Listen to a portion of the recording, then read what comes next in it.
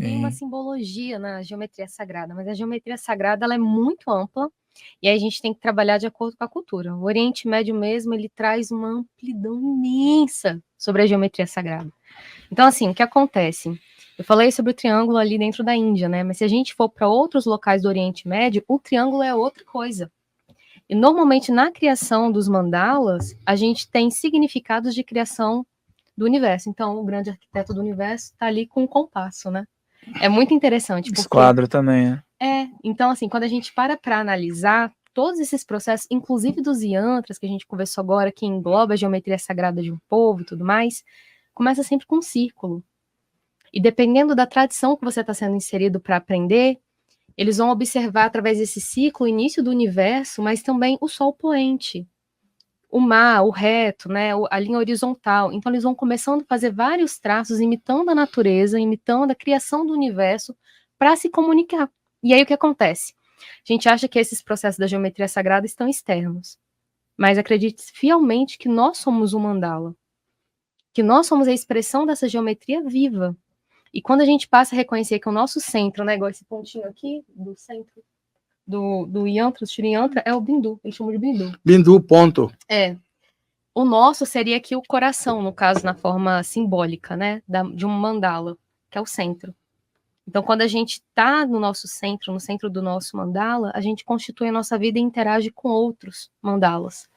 Então, acho que é interessante a gente pontuar que quando a gente fala de geometria, dessa questão simbólica, a gente precisa fazer uma imersão na cultura, compreender o símbolo que está ali e a construção metafórica desse símbolo.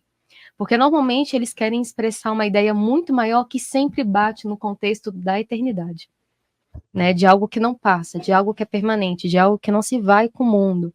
Então eles acreditam que existem fórmulas que estão aqui que dão origem a tudo, né? Formas geométricas que numa repetição fazem essa criação do todo, fazem essa criação da vida, como uma grande arquitetura, uma grande engenharia. E quando a gente passa a ver dessa forma também, a gente sai, isso é muito interessante, a gente sai desses símbolos que a gente tem de identificação. Então, eu saio do que eu considero humano, vivo, uma flor, e eu vou para um abstrato. Esse abstrato, e isso também acontece na arte com as telas, ele amplia a minha consciência para que eu possa ter insights. Então, assim, você imagina que seu cérebro está captando tudo. Todos os símbolos que você não sabe identificar, todas as cores que para você são só cores, o seu cérebro está fazendo uma leitura, o seu inconsciente faz uma leitura. E ele se manifesta através de um sonho. Então, como animais mesmo, bichos que somos, a gente tem um mecanismo no corpo muito tecnológico, uma engenharia muito perfeita, que faz a gente captar coisas ao redor e transforma isso em mensagens. Às vezes vem em forma de sonho, vem através de uma intuição, mas é porque o seu cérebro, ele está recebendo um estímulo. E aqui no caso da geometria sagrada, ela tem como princípio organizar a sua conduta, trabalhar a sua vibração para que você possa agir de formas mais adequadas para sua evolução. Então, assim, a arte, gente, a gente está falando aqui de diversas coisas, né, de conexão, mas ela é uma engenharia de alquimia mesmo. Ela transforma. Só que a nossa sociedade, ela tá tão condicionada a uma arte de museu, do tipo, eu chego no museu, visualizo. Ou eu fico no mesmo discurso de sempre, eu tenho um quadro pronto que foi intuído pelo mentor, que eu não consigo encontrar o valor que isso tem a nível histórico no planeta, né? Porque esse ato criativo, ele é um ato que compõe a nossa vida o tempo inteiro. Então, se a gente passa, né, na hora de comungar ali com a tela que foi pintada, e eu me conecto com as formas geométricas, se eu vou lá e busco, poxa, o que esse yantra quer dizer? Por que essa divindade tem 3 triângulos para cima? E eu vou a fundo, e eu vou entendendo, a gente vai encontrar o universo no final. A gente vai ver que tudo isso é uma forma de conectar a gente para algo que nós temos dificuldade de sentir. Então é mais fácil eu fechar o olho e imaginar uma pessoa aqui do lado, uma forma geométrica também, do que eu ficar no vazio. Primeiro porque a gente tem medo desse vazio também, né? Embora ele seja muito complementar, se a gente não tem a sensação, ele parece ser grande demais para o nosso espírito, que parece ser pequeno demais.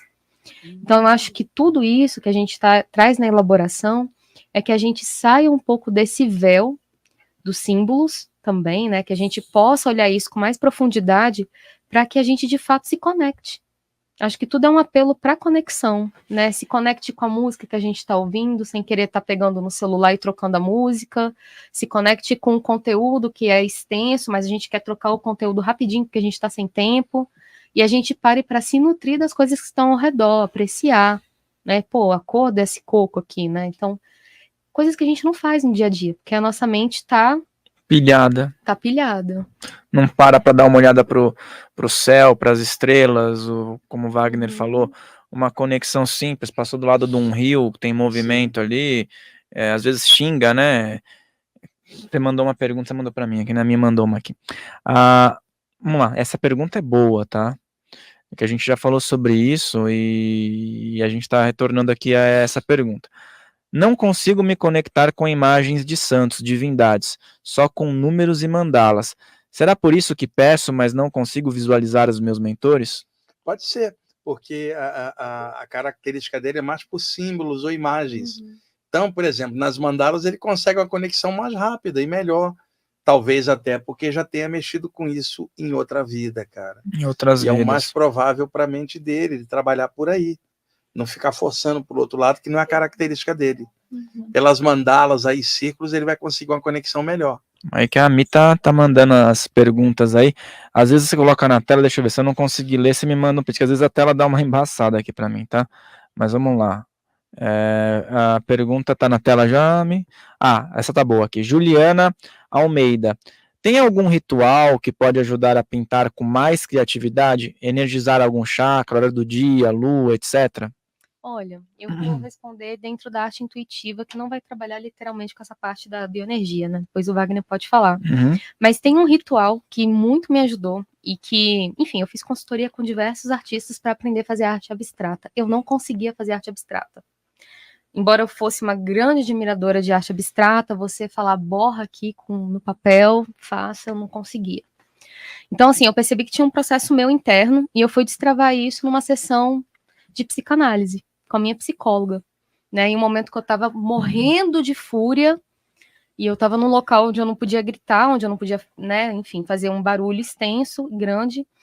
Ela me conduziu uma prática e depois, a partir da prática dela, eu criei uma. E eu posso passar, se ela tiver a fim de desbloquear essa questão artística ou até mesmo entrar dentro de um processo de autoconhecimento. Então, eu fiz algumas vivências com um grupo de mulheres, onde a gente estava tentando olhar para essas emoções e criar atmosferas que fossem propícias para a expressão.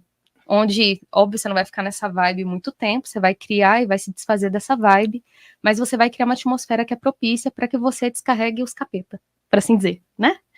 Então, assim, inicialmente, o que eu fiz foi criar um teatro, né? Se a pessoa gosta de teatro, gosta de uma expressão mais genuína de corpo, você cria um diálogo com você mesmo, e você vai expor ali como você se sente e vai criar formas das quais você não se identifica que você sente. Vai deixar sair, sem julgamento, é só você com você grava um áudio e deixa isso rolando, vai desabafando, né? Cria uma série de músicas que pode ser super interessante e coloca elementos que possam te ajudar a conectar com a lembrança da situação. Né? Obviamente, gente, dependendo da pessoa, é bem legal fazer isso na parte da psicoterapia mesmo, junto com o psicólogo, né? A gente vai galgando os degraus mesmo, a gente vai se acostumando, vai se afinizando e depois vai desconstruindo. São instrumentos no final. Qualquer lugar que a gente tiver, vai ter uma expressão daquele lugar com a energia e a densidade daquele lugar. Tanto no plano físico é material, está no extrafísico mais próximo é espiritual, mas com toda a conotação ainda das coisas daqui. Vai no nível avançado, não tem nada de forma daqui. E nós estamos nesse bolo chamado vida, cara, crescendo, aprendendo conforme também com sem forma. O ideal é manter a mente aberta, mesmo na forma, perceber o sem forma. Que a essência, o todo está em tudo. Somos todos filhos do todo, né? Exato, o nome do programa. Muito bem inspirado, né? E é isso aí, ó. E, pessoal, inscreva-se aqui no canal. Temos aqui o Instagram, @Filhos do Todo. Tem o Instagram, @TV Consciência Próspera. Temos o nosso canal de cortes, que está indo muito bem. Em parte graças ao Wagner também, né? Que nos auxilia aí com boas matérias. As pessoas gostam muito dos cortes dele. E nós vamos crescendo aí, vamos procurando trazer conteúdos de qualidade. E vamos dar uma olhadinha nas perguntas aqui, mas antes de falar sobre as perguntas, vocês comentaram sobre arte, sobre espiritualidade.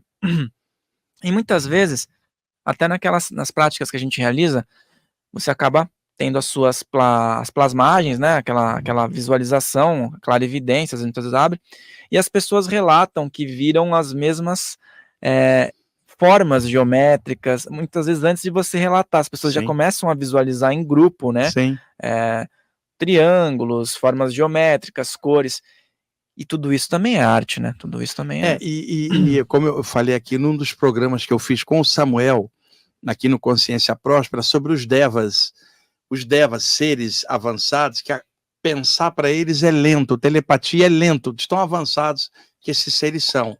Então eles projetam formas geométricas, que é o máximo que eles conseguem de condensação, para ver se você decodifica e entende. A simbologia no plano astral, ela existe.